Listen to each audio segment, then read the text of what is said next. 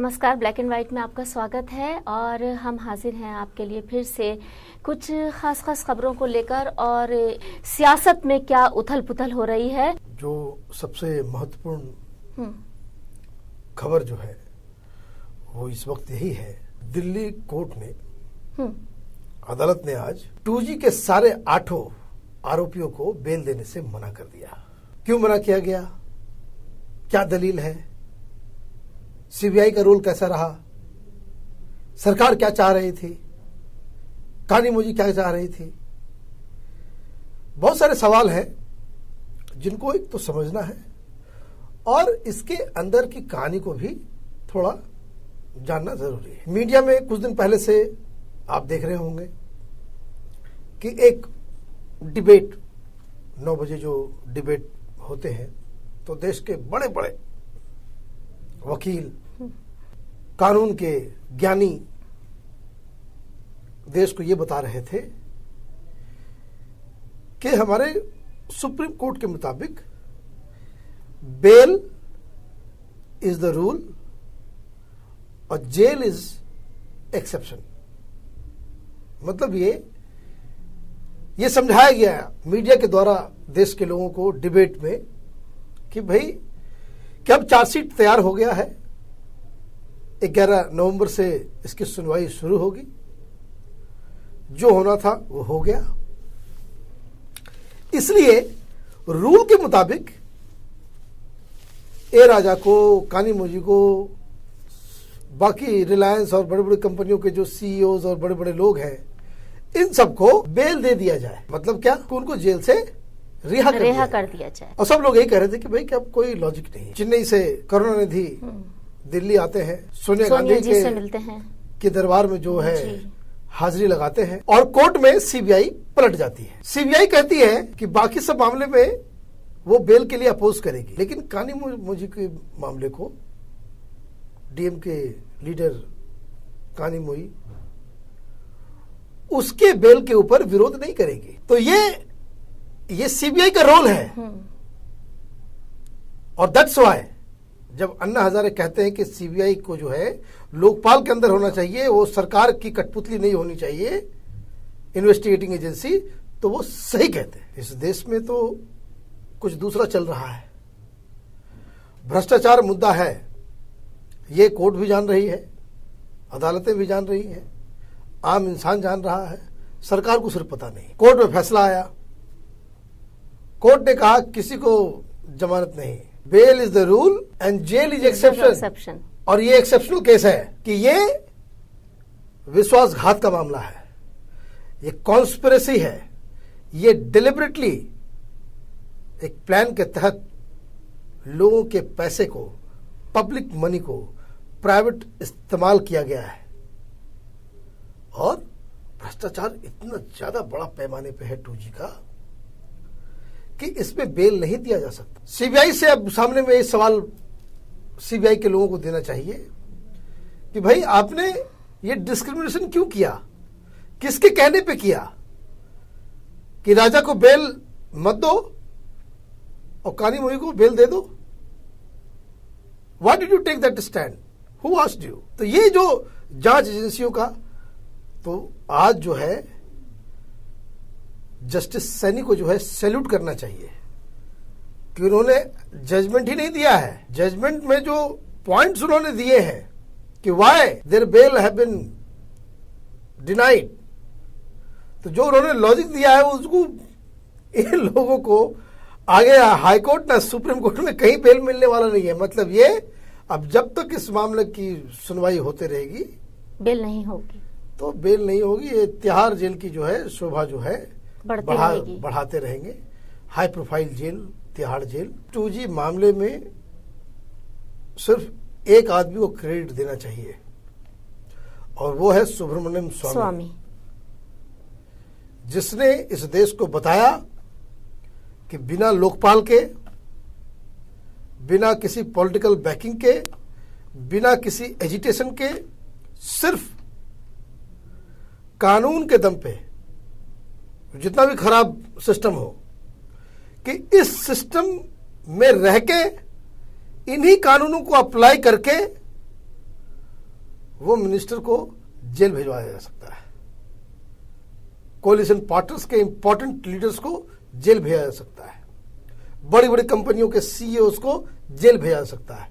तो ये एक लड़ाई लड़ने का एक अंदाज जो क्रूसेडर जिसको कहते हैं, सुब्रमण्यम स्वामी के जरिए सुब्रमण्यम स्वामी को ये सच में ये देना चाहिए, क्योंकि वो भी बेचारे, उनको भी मैं देख रहा था, उनको भी कुछ टेलीविजन वाले 9 बजे बिठा लेते थे, तो वो सिर्फ यही कहते थे कि भाई कि this is a discussion of court, why you are discussing here, and I don't know why you people are saying कि bail should be granted, why. और ये कहां से थ्योरी आ गई कि बेल मिल जाना चाहिए 50-50 रुपए के गबन के केस में, और बहुत सारे इनोसेंट लोग इस बेल के चक्कर, छोटे मोटे बिल्कुल सही क्राइम में तो जेल में चक्की पीस रहे हैं, उनको कोई सुनने वाला नहीं है। आज अखबारों में बड़े बड़े हेडिंग के साथ कि सरकार एक जो है अकाउंटेबिलिटी बिल लेकर के आ रही है कि जिसमें 15 दिनों के अंदर सब काम करना होगा। ये कोई इनका नया कोई पॉलिसी ये नहीं है, बिहार में ऑलरेडी ये लागू है, नीतीश कुमार ने सबसे पहले इसे लगाया। क्या मतलब है इसका? ये खतरनाक मूव है, जो मैंने कल कहा था कि सरकार एक लुंज पुंज लोकपाल लाने की तैयारी में है। आपका कहने का मतलब है ये उसी का एक हिस्सा है? ये उसका एक हिस्सा है। कपिल सिब्बल साहब बहुत दिन से नजर नहीं आ रहे हैं, कोई स्टेटमेंट भी नहीं आ रही है उनकी। कोई वो गहन बहुत पढ़े लिखे और बहुत ही उच्च कोटि के वकील हैं, so he must be drafting all this thing. How nicely he has crafted this whole law, और जो आगे जो लोकपाल लाया जा रहा है कि जिसके हाथी के दांत होंगे दिखाने वाले और खाने वाले नहीं होंगे, जो दिखने में लगेगा कि भाई बहुत बढ़िया लोकपाल तैयार कर रही है सरकार, और दरअसल उसके पास कोई रियल पावर्स नहीं होंगे। एक मूव जो जनता के पूरे धार को, एजिटेशन को, गुस्से को कर्टेल करने के लिए जो सरकार ने ये move, why do we need this? So do they acknowledge this कि भाई सिस्टम खत्म हो गया था, इसलिए इसकी जरूरत है। 6 महीने पहले इसकी जरूरत क्यों नहीं पड़ी? प्रधानमंत्री 2004 में जब उन्होंने शपथ ली तब इसकी जरूरत क्यों नहीं पड़ी? जब मनमोहन सिंह पहली बार प्रधानमंत्री बने, 100 डेज का एजेंडा उन्होंने लगाया, वो 100 डेज पता नहीं कितने 100 हजारों दिन में वो कन्वर्ट हो रहा है, पता नहीं कब 500, उस एजेंडे का तो कोई नामो निशान नहीं है। तो तब उसकी जरूरत क्यों नहीं पड़ी? प्रोग्राम में भी नहीं है, तब उसकी जरूरत क्यों नहीं पड़ी? आज की जरूरत क्यों पड़ गई? और क्या आपको लग रहा है कि सरकार इस चीज में उस माने उनका दिमाग वो अचानक से पॉलिटिकल पार्टीज जो है वो संत बन गए लोगों के हक में, लोगों के हक में फैसला लेने का? नो। तो what is the politics behind this? यही समझना है। क्या वो बाबा रामदेव और अन्ना हजारे को देख करके उनका हृदय परिवर्तन हो गया क्या? नहीं, देयर इज अ ट्रिक। और वो ट्रिक ये है कि जो अन्ना हजारे के जन लोकपाल बिल में जो डिमांड है कि लोअर ब्यूरोक्रेसी को लोकपाल के तहत होना चाहिए, उसको बाहर निकालने का यह तरीका है कि भाई उनको हमने अकाउंटेबल बना दिया है इस कानून के तहत, और वो अपना काम सही से करेंगे। अरे काम सही से करेंगे, कोई एहसान करेंगे? अगर जिस व्यक्ति को राशन कार्ड बनाने की जिम्मेदारी सरकार ने दी है और वो 15 दिन के अंदर में राशन कार्ड दे रहा है, तो कोई एहसान कर रहा है? लोअर ब्यूरोक्रेसी लाने का मकसद यही था कि ज्यादातर आम जनता का जो वास्ता पड़ता है वो क्लैरिकल पोस्ट पर जो लोग हैं, छोटे मोटे ऑफिसर्स जो हैं, इन्हीं से पड़ता है, तो और यहीं से काम रुकता है। ये तो आप कह रही हैं। जी नहीं, मैं नहीं कह रही, ये एक सिस्टम मैं बता रही हूँ आपको। ये तो आप कह रही हैं। सरकार के हिसाब से क्या है कि जितना करप्शन होता है, पैसा लास्ट एंड में खर्च होता है और लोअर ब्यूरोक्रेसी ही उस पैसे का इस्तेमाल करती है, वहीं पे गबन वहीं से शुरू होता है। मनरेगा देख लीजिए, गड़बड़ी कहां हो रही है? दिल्ली में नहीं, वो कार्ड बनाने में एक एक आदमी 400 कार्ड बना लिया है मनरेगा का, एक ही आदमी उठा रहा है। कौन पैसा दे रहा है, कहां से पैसा खाया जा रहा है, काम हो नहीं रहा है, तालाब खुद गए, तालाब भर भी गए, पैसे भी दे दिए गए। करप्शन जो है लोअर ब्यूरोक्रेसी में ही, वहां से वो चेन बना हुआ है पैसे का, कि जो शेयर जो है ऊपर तक जाता है। देखिए, दो चीज है, इस चीज को समझना है। एक, वो अपना काम सही ढंग से करे, और दूसरा करप्शन का मामला है कि जो सरकारी पैसा, जो सरकारी योजनाओं के तहत सरकार जो पैसे भेजती है, उसका सही इस्तेमाल हो रहा है या नहीं हो रहा है। रीजन, अब जैसे वीडियो है तो ब्लॉक लेवल पे वो योजनाओं को भी इंप्लीमेंट कर रहा है, और ये जो आप अकाउंटेबिलिटी बिल के बारे में जो बात कर रही हैं, सिटीजन चार्टर के इतने दिन में वो, तो वीडियो जो है वो जन्म सर्टिफिकेट भी बना दे रहा है, वो दूसरे कागज भी बना रहा है, वो जाति प्रमाण पत्र बना रहा है, वो रेजिडेंशियल सर्टिफिकेट बना रहा है उसी के तहत। तो ये कुल मिलाकर के वो जाकर के ग्राउंड लेवल पे वो जाकर के वो सब लोग एक जगह जाकर के मिल जाते हैं। तो लोअर ब्यूरोक्रेसी को आप अकाउंटेबल बनाना एक अलग मामला है, कि जो लोगों की जरूरत पड़ती है, जो इंटरेक्शन होता है, वो काम फटाफट हो। ये फटाफट होना भी चाहिए, इसके लिए कानून लगाया जाएगा क्या? यह आश्चर्य की बात है कि अगर जिस व्यक्ति को ड्राइविंग लाइसेंस बनाना है, मान लीजिए, फर्ज कीजिए, उसके ऊपर कोई कानून लगाया जाए कि भाई आप जल्दी बना करके दो। This is their job. आप नहीं बना के दे रहे हो तो आप इलीगल काम कर रहे हो। और एक दूसरा मामला जो है, जो भ्रष्टाचार से है, व्हाट गवर्नमेंट इज डूइंग, यही कंफ्यूज कर रही है लोगों को, कि आप तुरंत कहने लग जाएंगे कि भाई सरकार तो अच्छा काम कर रही है, कि जिसको हम लोगों को जिससे काम होता है वो फटाफट काम करेंगे। वो तो काम करे, वो काम तो करना ही है उनको। लेकिन जो लोकपाल के अंदर लोअर ब्यूरोक्रेसी को लाने की बात है, वो भ्रष्टाचार से जुड़ा हुआ है। दोनों अलग अलग कहानी है, दोनों अलग अलग चीज है। सरकार बहुत ही स्मार्टली इस मूव के जरिए लोगों को कंफ्यूज करना चाह रही है, कि लोगों को कंफ्यूज कर दो सिटीजन चार्टर बना करके, और यह कह दो कि भाई लोअर ब्यूरोक्रेसी को आप लोकपाल से बाहर रखो। So this is the game plan. कोई हृदय परिवर्तन नहीं हुआ है। हाँ, नहीं, वो बात तो ठीक है, लेकिन मैंने कहा इसके घूसखोरी और भ्रष्टाचार करने का नया नया सोफिस्टिकेटेड तरीका आप आने वाले समय में देखेंगे, कि भाई अगर कोई लोअर ब्यूरोक्रेसी का व्यक्ति समय पे स्मार्ट कार्ड बना दे, बैंक अकाउंट खुलवा दे, या ड्राइविंग लाइसेंस बनवा दे, जाति प्रमाण पत्र बनवा दे, ये उसका काम है। लेकिन इसके लिए उसको भ्रष्टाचार, सरकारी पैसे को का लूट मचाने की उसको आजादी नहीं दी जा सकती। दोनों अलग अलग चीज है। ये उसका काम है और वो भ्रष्टाचार है।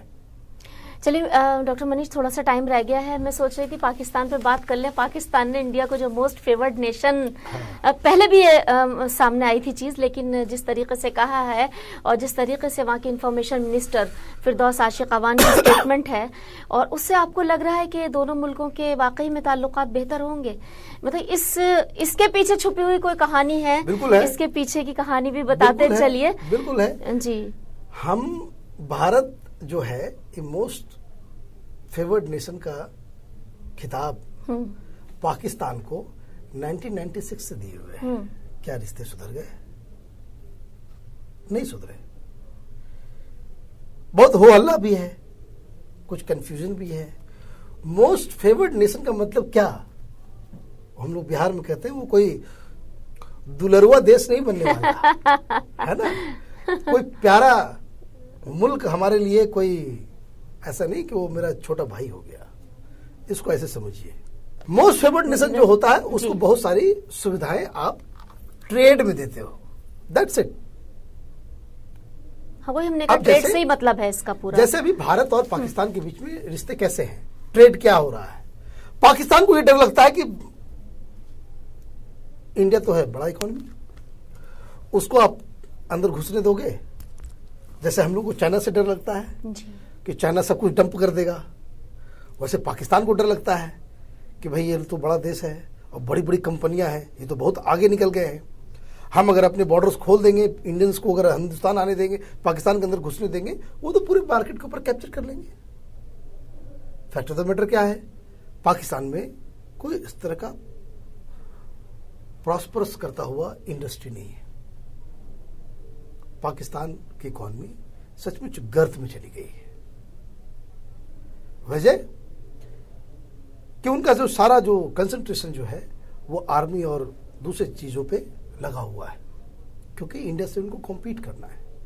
ये उनका अपने हिसाब से वो सही है कि भाई जब हिंदुस्तान के जैसा दुश्मन देश बगल में है तो हमको सुरक्षा के ऊपर ज्यादा खर्च करना चाहिए। This is there wisdom.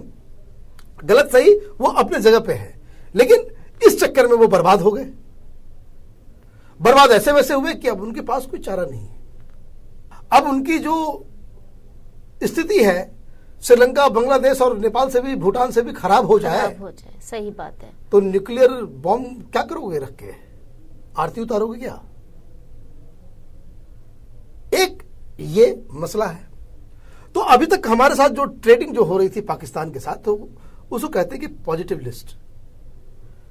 Positive list का मतलब यह है कि लिस्ट पे सारे गुड्स के नाम है, एक लिस्ट बनी हुई है कि हम इस पे ही अपने ताल्लुकात फिक्स रखेंगे। जो सामान उस लिस्ट में नहीं है वो हमारे यहां से, आपके यहां से एक्सपोर्ट इंपोर्ट नहीं होगा। मोस्ट फेवर्ड नेशन बनने के साथ साथ हमने क्या किया, वो तो टैक्स एग्जेम्पशन वगैरह कुछ होगा ही, लेकिन हम एक निगेटिव लिस्ट पे अब काम करेंगे। निगेटिव लिस्ट क्या हुआ?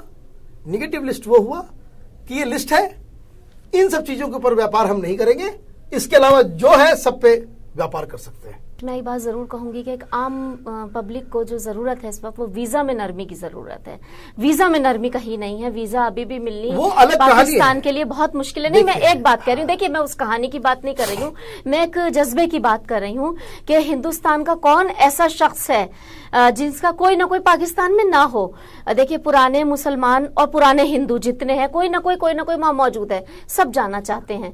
वहां से भी कुछ लोग हैं जो यहाँ आना चाहते हैं, लेकिन वीजा में कहीं नरमी नहीं। मेरा कहने का मकसद ये, ट्रेड अपनी जगह है, उसको मैं डिनाई नहीं कर रही हूँ, वो ताल्लुकात जितने अच्छे हों उतने बहुत अच्छी बात है, लेकिन एक आम जनता को, एक आम आदमी को जो जरूरत है इस वक्त, वो है कि वीजा में नरमी मिले ताकि लोग अपने परायों से मिल सके। देखिए मैं एक चीज बता रहा हूँ, अब वो टेररिज्म ये कहानी, बात ये कहानी जो है मोस्ट फेवर्ड नेशन की, वो एक अलग कहानी है। मैं तो कह ही रही हूँ, और तो मैं समझ रही हूँ और आपसे। इस पे जो है मुझे लगता है कभी मैं उसको दूसरे ढंग से भी मैं इसको एक्सप्लेन करने की कोशिश करूंगा कि क्या